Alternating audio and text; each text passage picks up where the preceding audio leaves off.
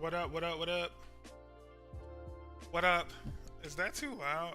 I don't know. Let me know if it's too loud. Ah.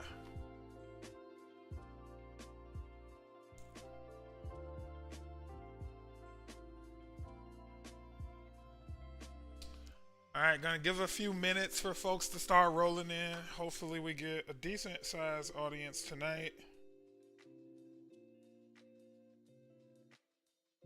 Oh man, I just sent me a picture of fried catfish, and I've been trying to eat quote unquote healthy, so this is torture. This is torture. This is torture. Delicious looking fried catfish.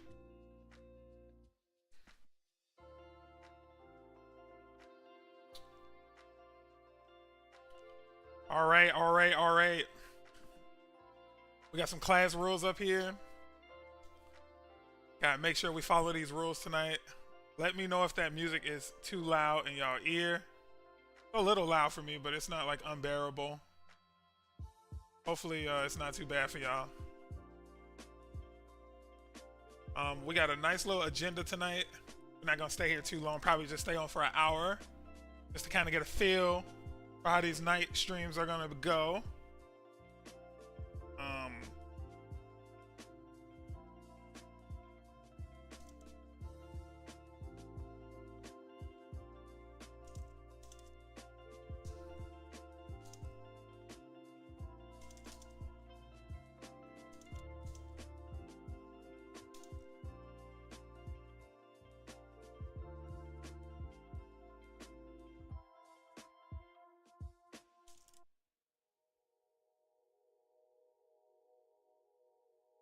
Alright, I think I'm gonna get started.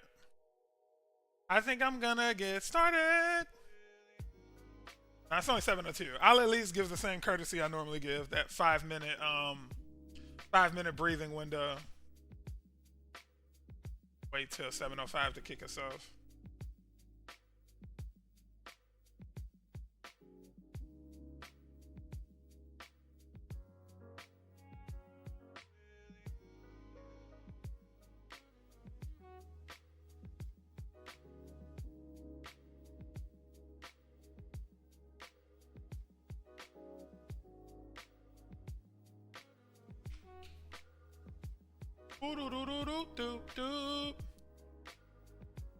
Oh man, I can't wait till I get Discord set up so I can have some two-way interaction. But feel free to post in the chat. Just make sure y'all following those classroom rules, whether you're on Twitch or YouTube. I see we got both tonight. That's always good. Facebook doesn't look like anybody's on Facebook right now. Hopefully I don't neglect my Facebook audience. I always tend to do that. Whoopsie daisy.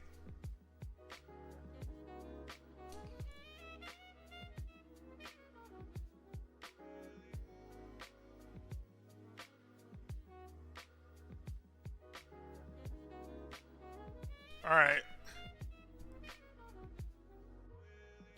All right, time to just get started. Let's just dive in. So first, I'm just gonna quickly run through the agenda for tonight. What we're gonna do is we're gonna first dive into the tools that we'll be using for the night, and then we'll take a look at the challenge that we're gonna be solving tonight. Every night that we stream, we're gonna be doing some kind of challenge.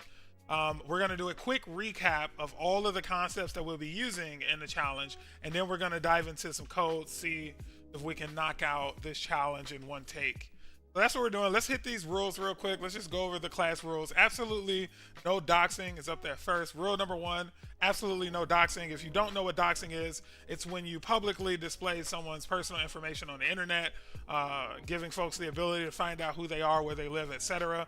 Absolutely no doxing or you will get banned. No swearing in the chat. This is a kid-friendly space until, let's say, 9:30. If we ever go beyond 9:30 one night, then I'll open up the chat to people being a little more liberal with their words, but for now, let's just say we're going to be respectful in the chat, no swearing. We're going to be nice to one another, all right? That's rule number 3 here. Going to try and be as nice as possible to everyone.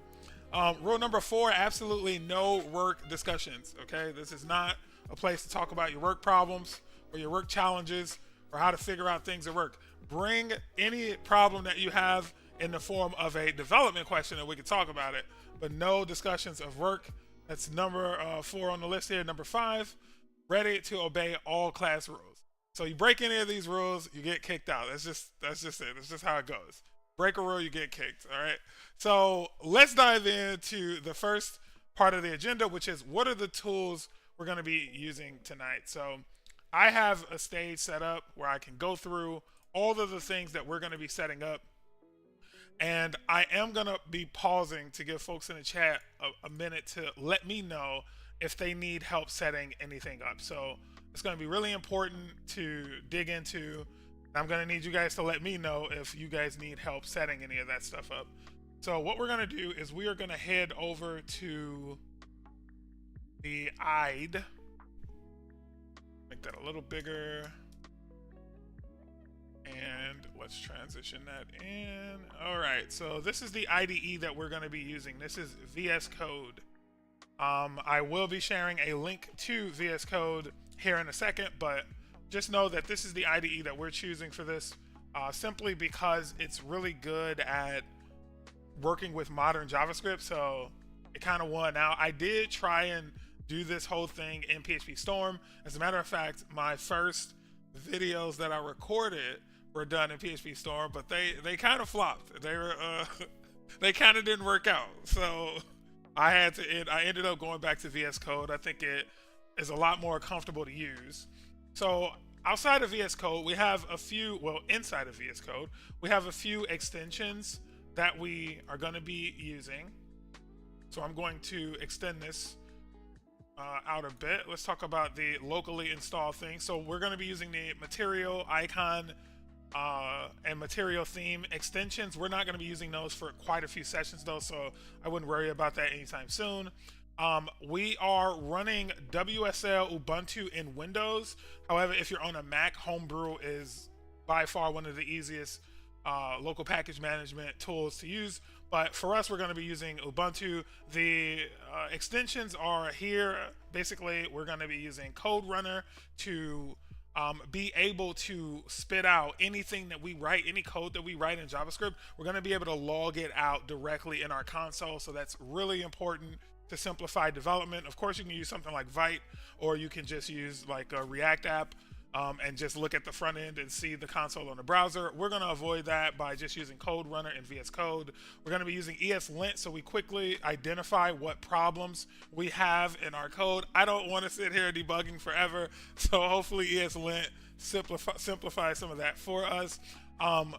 GitLens, we can ignore that for now. We are going to do some tinkering in this course when it comes to GitHub and setting up our own GitHub accounts and Jira accounts, believe it or not, but that's not for a while, so we won't have to worry about that. If anyone is interested in real-time coding on my screen, like actually like tapping into my workstation and real-time coding along with me, we will be tapping in a live share. Me and my boy Mateo, he jumped in a couple times and we did some live sharing where we were both trying to figure out a problem together. It was really fun. We're going to be using prettier code format because I don't want to have to worry about tabbing all around the screen and adjusting things. Prettier code allows you to just hit save and that's it. Everything gets formatted properly for you, so we're going to be using that. The TS Node Playground, we're not actually using that, but what this gives us is the ability to run Code Runner with TypeScript, right? So you'll notice TypeScript is now a native part of Code Runner, apparently. I see it now on the right. But I had some issues to where I had to install TS Node Playground. So hopefully we can get you guys up and running with just Code Runner, but TS Node Playground will help if Code Runner alone doesn't. And the star of the show tonight is most likely going to be Tab 9. Okay, this guy is incredible. I really want to encourage folks to start using it. Now, it is AI based, but it's not what it seems like. When I first heard about it, I was like, yo, there's an AI that's going to be writing code for me? Like, where do I sign up? That's lit. That's super dope. But that's not actually what it does. Like, basically, it auto-completes based on its, like, understanding of your code, what you've written so far, like what you've done. It tries to auto-complete functions for you. That's really it. So it's not doing, like, nothing too crazy. All right, so that's going to be the IDE side of things that we're going to do tonight. Let's head over to the browser and talk about what we're going to be doing as far as like downloading some of the things that we need. So let's head over to our browser.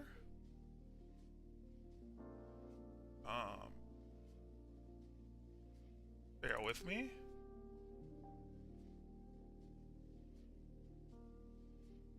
All right. So I have a new tab here. So if you don't have VS Code and you want to download it, you can literally just type VS Code into Google. I use Chrome, by the way. These landing pages are like a Google search. You just type VS Code here and then download for your platform, your operating system. Like this will show Mac OS or something. Hey, I have a random and funny question. Thanks for the follow. Go ahead, shoot. I love random and funny questions, especially when they're randomly funny.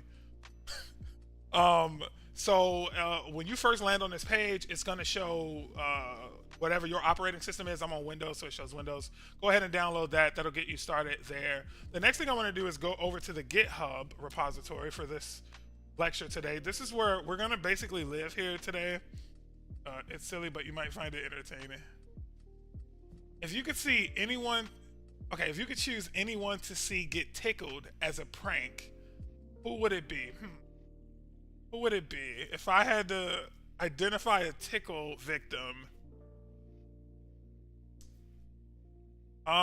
you know what? There's a comedian that has like the most hilarious laugh. He's from across the pond. His name maybe Rick something. Comedian with funny laugh. I can't remember his name. Here he is. Yeah, Jimmy Carr. That's who I would pick. Jimmy Carr. His laugh is hilarious. Okay, let's listen to his laughs.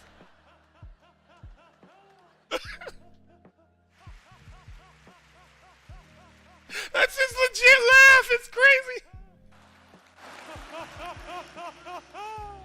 Oh, what is that? All right, listen up, Jimmy Carr. His laughs are insane. I say Justin Bieber. As he's quite arrogant and he try to act tough. You gotta be tickling up Justin Biebs. Yo, that's lit. Okay, let's give Justin Biebs some tickle fest. That's a good choice. Imagine his laugh, but it's uncontrollable laughter. He's going wild. Like, yeah, that's insane, right? I always found Jimmy Carr's laugh to be like infectious. Like I love the way that dude laughs. I don't know if it's legit. You know, some people do put on a show for showbiz, but if that's his real laugh, like even if it's not his real laugh, like I've never heard him laugh any other way. So, okay, so we're gonna be living in this branch. Oh, what's up, Anita? Yeah, we're gonna be doing some development tonight. Yep. So feel free to stay on one of our Facebook friends there. So we're going to be on this branch all day, and the reason we're going to be here for the most part is because not this branch. We're actually going to go to the week 1 branch because that's what we are.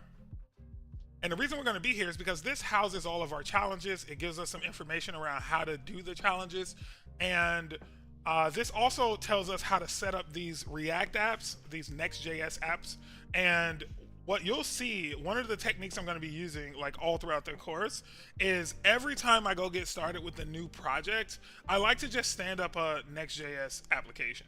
I am a huge fan of Next.js and Remix, and I feel like the simplicity of setting these up, scaffolding out an entire project, and then knowing that you'll have things like routing and authentication and any kind of security stuff, like you'll have all of that like pre-packaged out of the box. I feel like that's like one of the best things to ever be invented for developers. I remember we used to have to scaffold all this stuff ourselves. You know what? That reminds me of like, remember when you used to have to build like a bare bones PHP project by yourself, like starting from index PHP? There was no such thing as like routing and controllers and all that. You had to do like query strings were really your pagination approaches, and then you would write regular expression in your HT-access to do things like paths, smart paths. So instead of it being like $page equals 1 and topic equals, tree and, whatever, you get these pretty paths, but it was a nightmare to get started. Now, with the click of a button, you can set up Node, your front end stuff, all your modules, everything contained just a couple clicks of the mouse and the keyboard. It's really fascinating. So we'll be going through that tonight as well.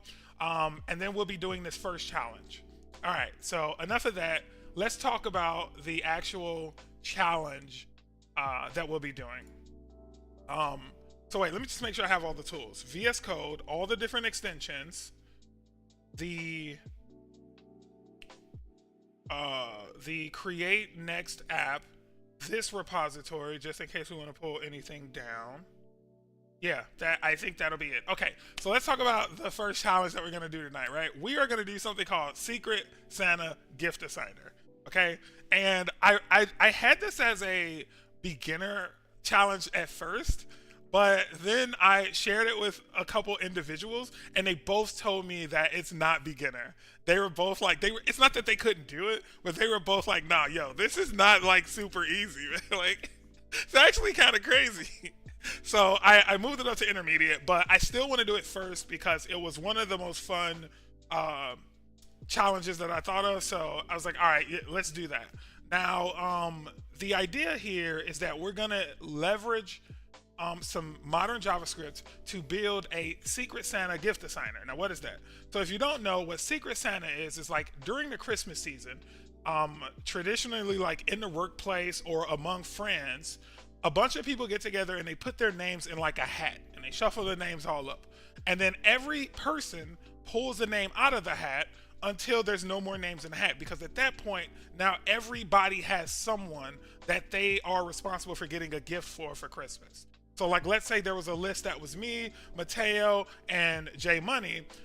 We would literally, shuffle up this bag and pull names out. I may have to give a gift to J Money. J Money may have a gift to give a gift to Mateo, and Mateo has to give a gift to me. And the idea is that it's all shuffled. No one knows who to give the gift to, right? So our responsibility in this challenge is to create a system where we can just supply it an array of names, or like, let's say it's an object of user data, right? We'll say it's name, email, and I don't know, preference. Like, what type of thing do you like? We're gonna need to shuffle that list up and spit out a assignment list at the end that says, Mateo needs to give a gift to this person, right? This person needs to give a gift to that person. So, you have a great sense of humor. Oh, thank you so much. I really appreciate it. Hope you enjoy this stream. This should be a lot of fun. I'm really looking forward to it. All right, so I hope everyone understands the assignment. I'm gonna pause here briefly because I want to find out if any of our watchers right now want to do this along with me and don't have a local environment set up.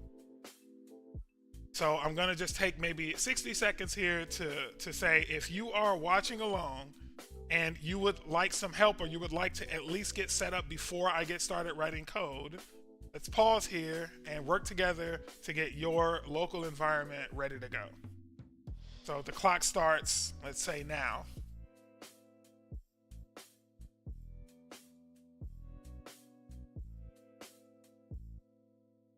All right, time's a ticking.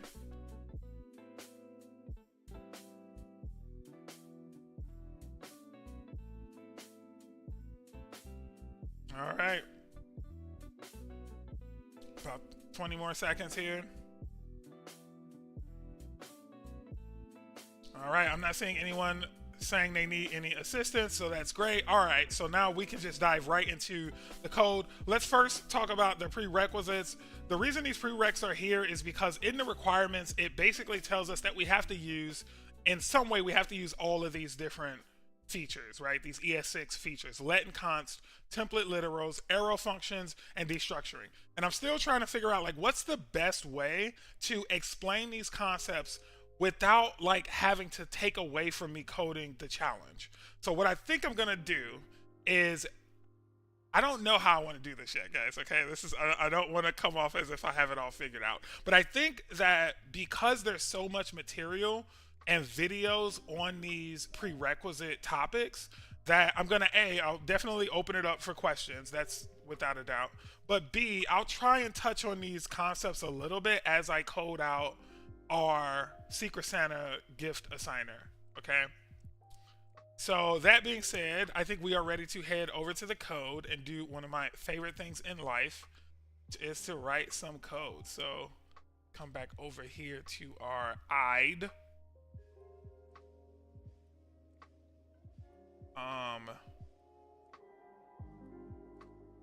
Okay.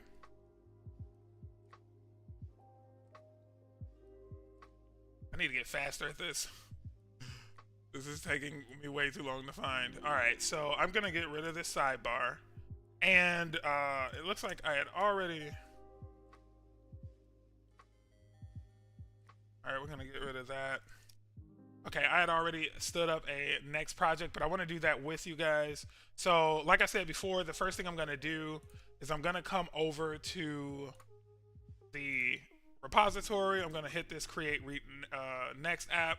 And then here I'm just going to steal this pnpm. We'll be using pnpm for this course, by the way. We're going to be using that as our package manager. So I'm going to go ahead and grab that. Then we'll head back over to the IDE. And here at the bottom in my terminal, I'm just going to paste in this pnpm create next app. It should ask me, what do I want my project to be named? We're going to call this Secret Santa Gifter. Okay, well, Secret Santa Assigner, gift assigner, that's fine. All right, so that's our project. Would we like to use TypeScript? Not for this project. Would we like to use ESLint? Yes. We like to use Tailwind? Not for this project. Would we like a source directory? Yeah. App router? Sure. We don't need any of this, to be honest.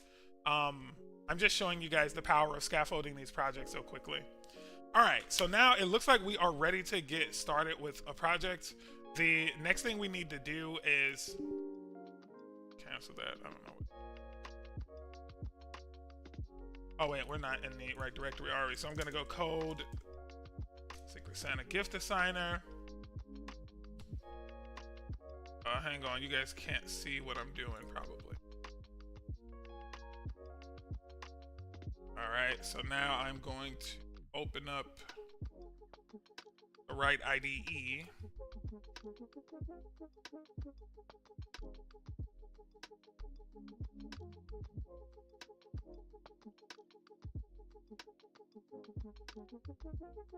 There we go.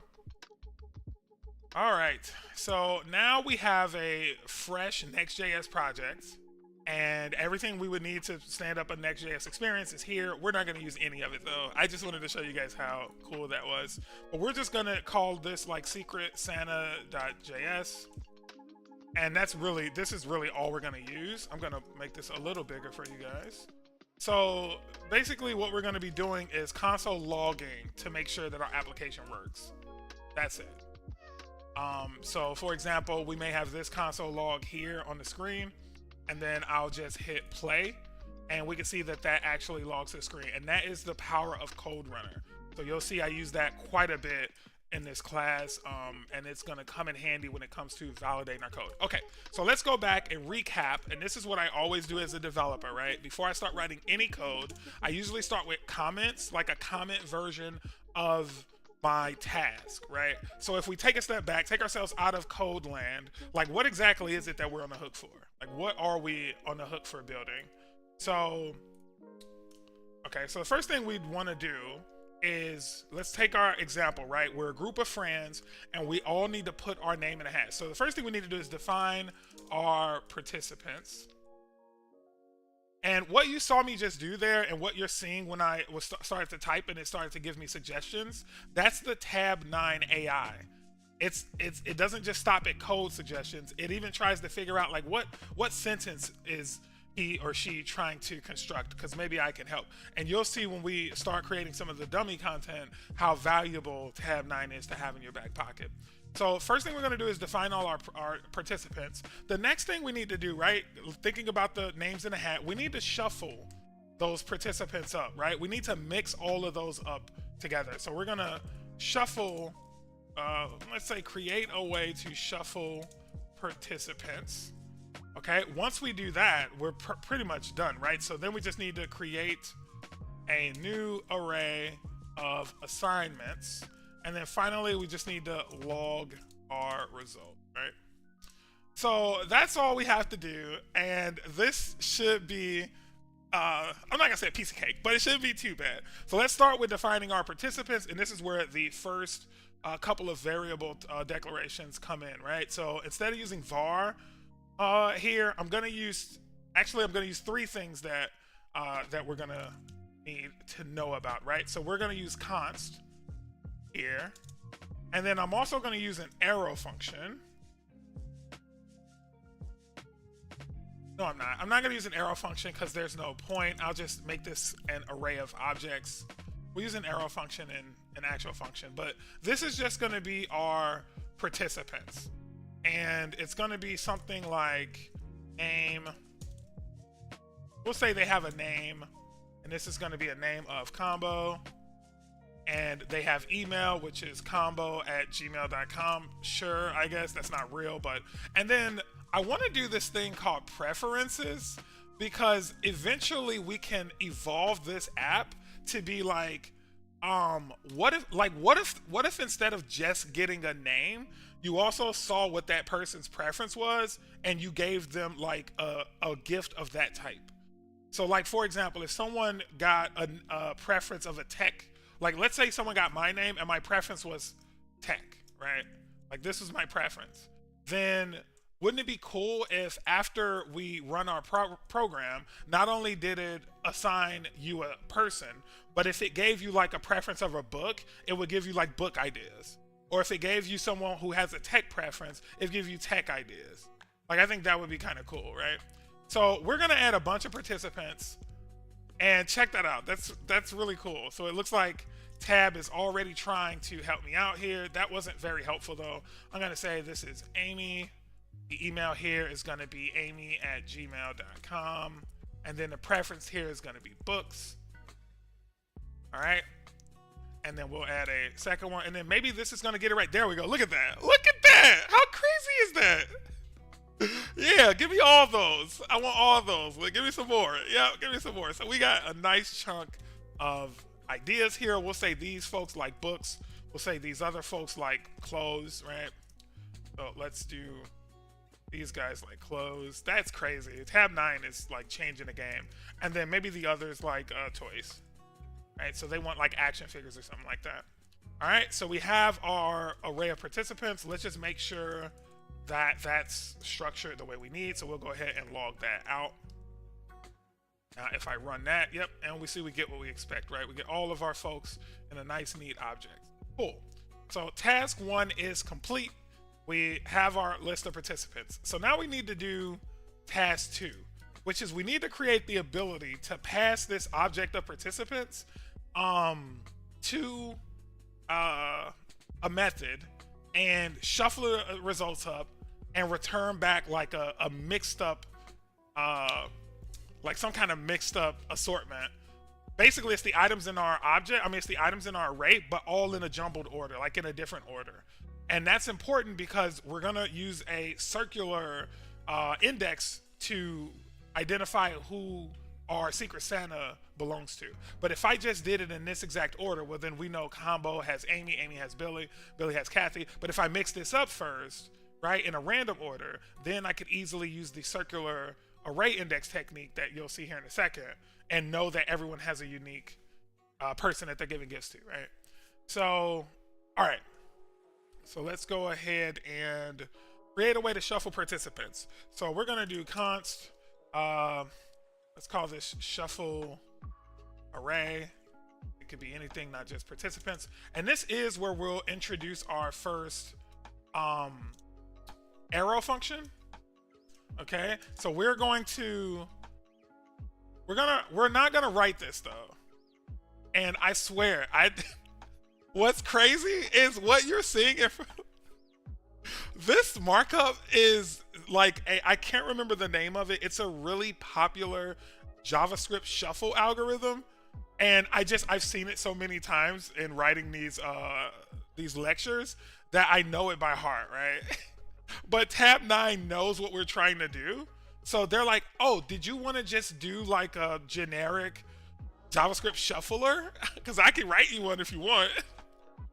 So here, let's actually just see if this works. We'll get rid of some of these. We'll just say we only have 4 people in our array. And then let's do console.log. And I didn't write any of that myself, but if this works out of the box, I'd be really pleased. We're just gonna shuffle we get the array back, so we're just gonna keep logging it and confirm that we get different results every time we run our method. So there's one where combo's at the top, but then Amy's at the bottom, followed by Billy and Kathy. We know that worked. We have another mixed up assortment, another shuffled assortment. So look at that. Now, I was going to Google that, okay? I was going to show you guys that instead of having to figure out some of these more complicated but very common algorithms yourself, you can always Google some of these, because these are not just readily available on the internet, but they are like the most optimal ways to write these algorithms. So shuffling an array is super common, and this is like the most optimal way to write it. So we have our shuffle algorithm figured out, so that's great. So now we have a bit of a challenge in front of us now. So we have our participants. I'm actually going to put the rest of those folks back. There we go. And we have our shuffle done. So now we have our first challenge that we can't use Google for, right? We have to actually create a new array of assignments based on our shuffled object. So a really common way to handle Secret Santa is to basically say that I want to run through the array one time, and I want to say the person that I'm currently on, that person always gives something to the next person in a list. And the only way to make that random is to shuffle the array first. So I'm going to say that this guy gives something to Amy. Amy gives something to Billy. Billy gives something to, oh, thanks for the follow. Love it, love it. Billy gives something to Kathy. Kathy to Dave, and so on and so forth. So we're going to start writing that out. Let's create a new const. Let's call this assign Secret Santa. Okay. And then we'll say this takes an array of participants. So this is just our original participants object here. Let's call this participants. Okay. And then close. This is close. Let's actually let's see this. Let's make sure this works as we would expect. Because this is the original. This is the like starting point for us. So if we console.log assign Secret Santa and pass our constant that we've defined up top, get rid of all this mess. Play this, we should get, and we should get like a completely shuffled experience every time, which we do. So we know that this is being passed correctly. We can get rid of that. So the next thing we want to do is let's create ourselves a new, let's call it assignments, and let's say that is just a new array. Because that's what we're gonna be recreating that, so we have some record of like who goes where, right? So this next thing we're gonna do is a technique called, I think it's called circular indexing. Let me just make sure that I don't want to butcher that name.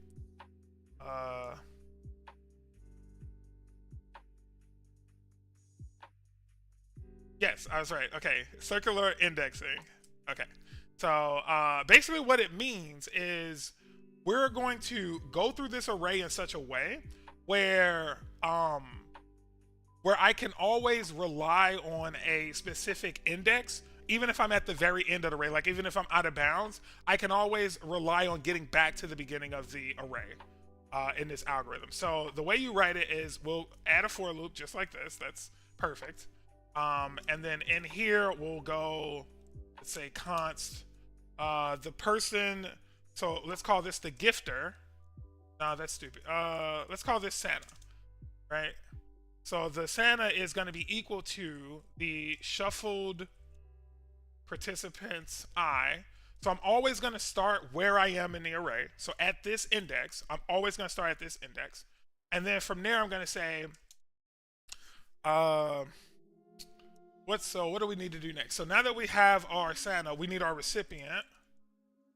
So we need to say the recipient singular is going to be equal to, now this is where the circular thingamajig comes in, right? So you say, what you do is you say shuffled participants, but essentially what I want right here is like, if this is 0, I want 1 right here, right? If this is 1, I want 2 right here. And the way but then if this is the length of the array, I want the 0 right here, right? I want 0 right here if this is the length of the array. So there are many ways to do this, but I think by far the easiest way I've found in writing this course is the circular index approach. So what you do is you say this guy is equal to I plus 1.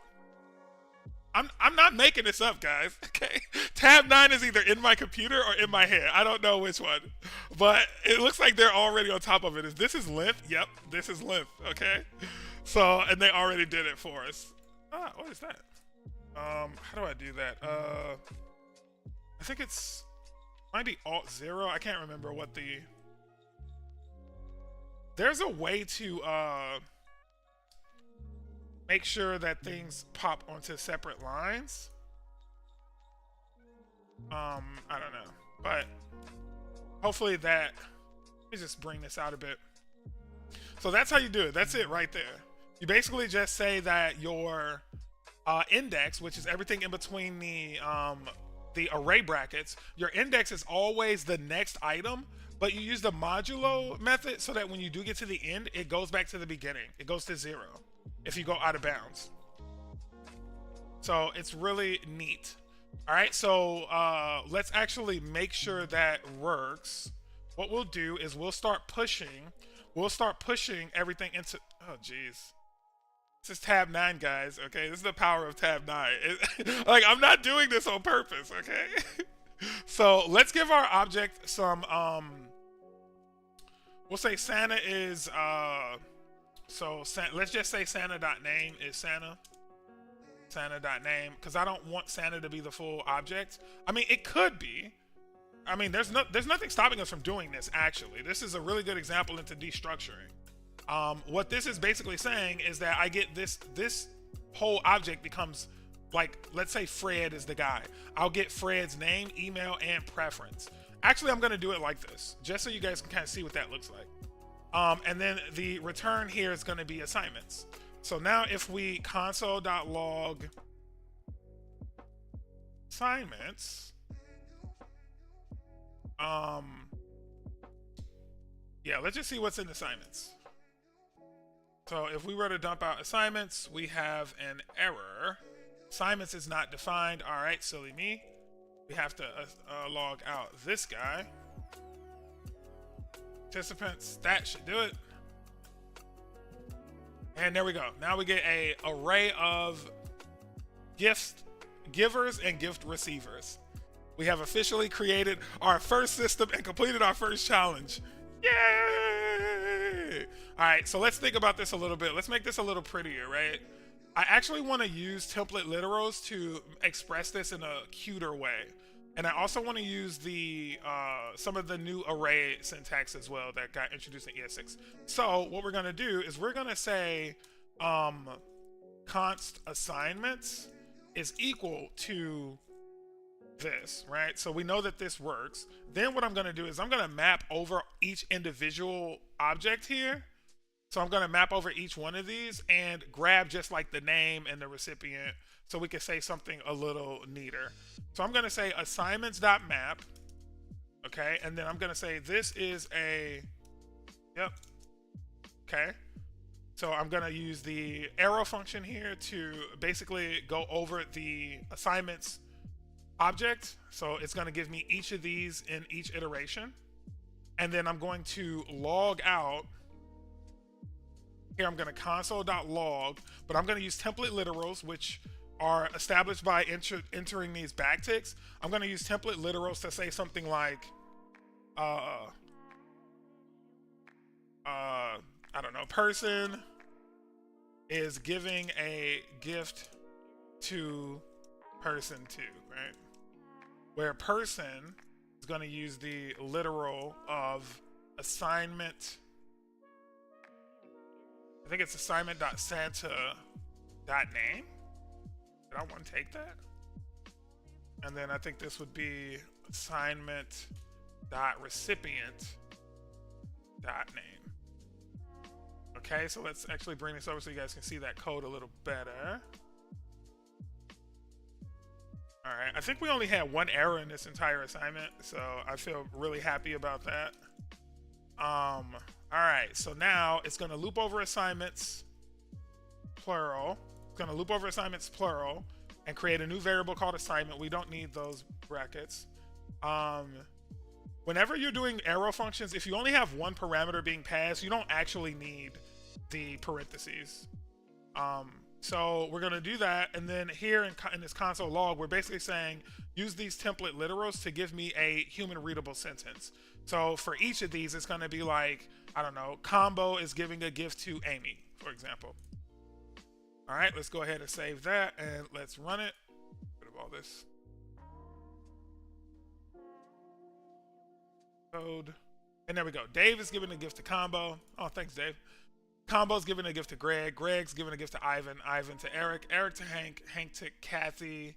Kathy to Fred. Fred to Billy. Billy to Amy. Amy to Dave.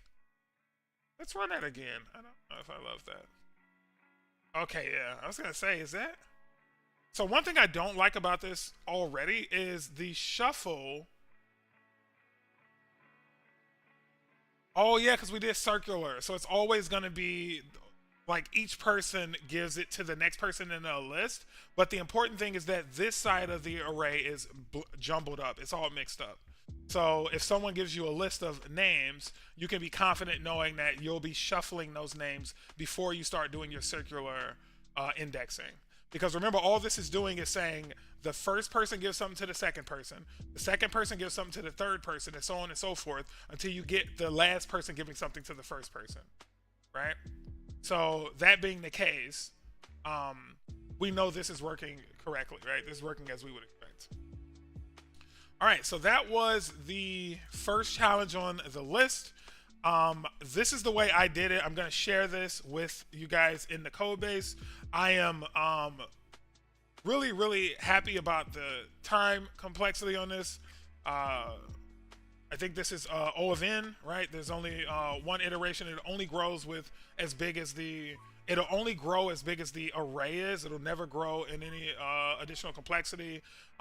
This thing runs in 0.035 seconds, but obviously if I added hundreds and hundreds of more names, that time would, in theory, increase. So let's go ahead and keep adding names here.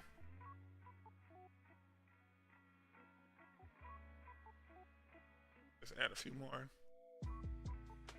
All right, and then if we save that, right here we're seeing 0.35, well, no, 0.38 was the high end that we saw. We clear that and run this. 0.34. 0.33. Oh, it's getting better over time. Wow. 0.39. There we go. That's higher than usual. This is a really small sample set of data, though. We would need a much larger sample set to kick the tires on this a little more. And that's what I'm going to be doing, by the way, when I'm testing who got the best results in their challenge. I'm going to be judging by using online tools to generate massive participants arrays and running them through everyone's make a Bitcoin. Ty, you want me to make a Bitcoin? I'll see what I can do, man. I'll see what I can do. All right.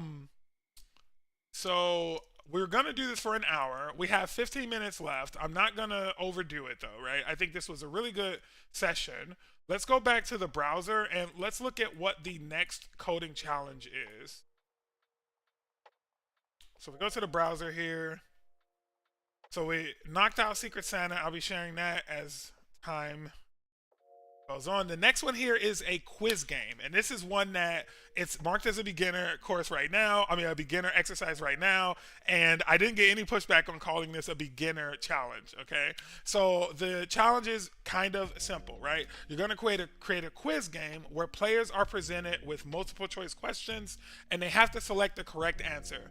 The game should keep track of the player's score and provide like a final score, like some feedback at the very end of the game. So if you have 3 questions on your quiz, and you have, let's say, I think you only need 1 player, right? Yeah. So this is as if there's only 1 player, the person in front of the screen, right? So you would keep track of their score as they answer questions, and then at the very end of the quiz, you'd be like, congratulations, you finished the quiz, your score is blank, right? So you're going to be using let and const, destructuring, arrow function, literally the same stuff we just did in the other one. You're going to be using those same features to solve this one. That was a lot of fun. I had a lot of fun. We got 15 minutes left. I'm gonna chill online for a bit just in case anyone has any questions about anything we just went over before we call it. Nice hour of developing. And obviously today was really short. These are going to get a lot longer as these get more complicated. But I think since this is just day one, what I'm mostly concerned with is that folks come. Thank you, Dougie Squared. Dougie. I can only imagine who that might be. Yeah, no, thank you. So, yeah, please come prepared. Next time, we're gonna try and do more of these challenges. We're probably gonna do 2 next time we meet. So we're gonna do quiz game, and the next time we meet is tomorrow. What did I say on the thing? Did I say Wednesdays and Thursdays? Or Wednesdays and Fridays. I might have said Wednesdays and Thursdays, at which point we're going to be doing this again tomorrow. But the next thing we're going to do is the quiz game, and we're going to do the restaurant bill collector. So try and watch these videos if you haven't already. Make sure you come in with some of these things figured out. And hopefully tomorrow we have some guests on to do some of the challenges alongside us instead of it just being the combo show. So thank you all for joining. Hopefully you guys had a good time. Make sure you hit that like and subscribe button if you haven't already. Head over to YouTube if you're on Twitch. Head over to Twitch if you're on YouTube. All the support counts. I'll see you guys next time. Peace out, my guys and gals.